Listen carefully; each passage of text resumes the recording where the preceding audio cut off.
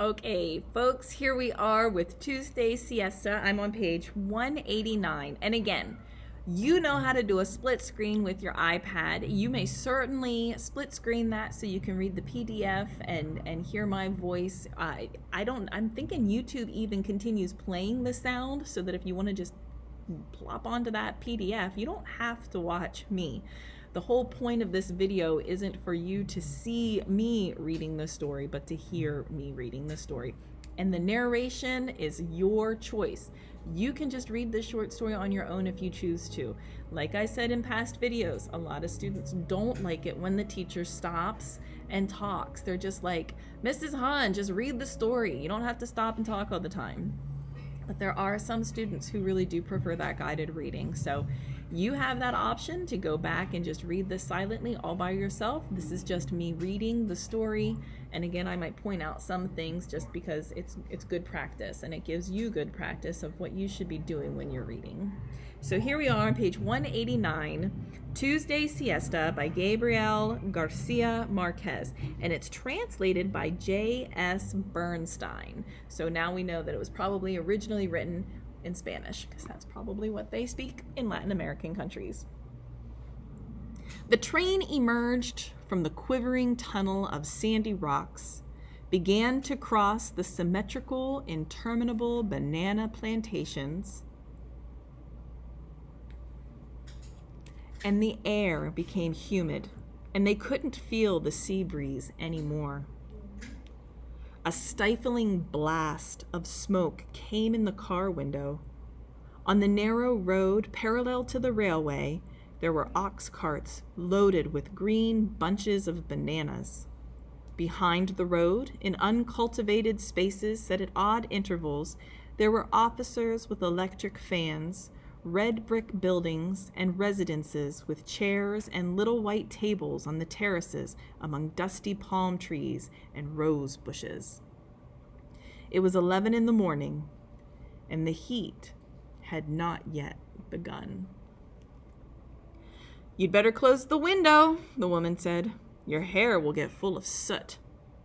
The girl tried to, but the shade wouldn't move because of the rust. They were the only passengers in the lone third-class train car. Since the smoke of the locomotive kept coming through the window, the girl left her seat and put down the only things they had with them: a plastic sack with some things to eat, and a bouquet of flowers wrapped in newspaper. She sat on the opposite seat away from the window facing her mother. Now we know the relationship. They were both in severe and poor mourning clothes. So we have some intimations here about how much money these ladies have. They're on third-class seats in the train. So no air conditioning, just the windows. Third class meaning, well, you should probably know first class. Like if you think of an airplane, first class, that's like the richest, the best seats possible. They're in third class seats. We know that it's the daughter, because she says about the mother. So it's a daughter and a mother. And it mentions poor mourning clothes. So poor, they don't have really nice clothes. And mourning here is spelled M-O-U-R-N-I-N-G, right? So they're obviously mourning the death of someone or something. We have an intimation about a plastic sack and some things to eat and a bouquet of flowers. Intimation meaning a hint or some kind of a clue. And we know that they go to a parish house, a reverend or a priest of some sort, okay? So your thoughts should be thinking, I wonder why they're going to a religious place. I wonder why they have flowers. I wonder why they're in mourning. Good?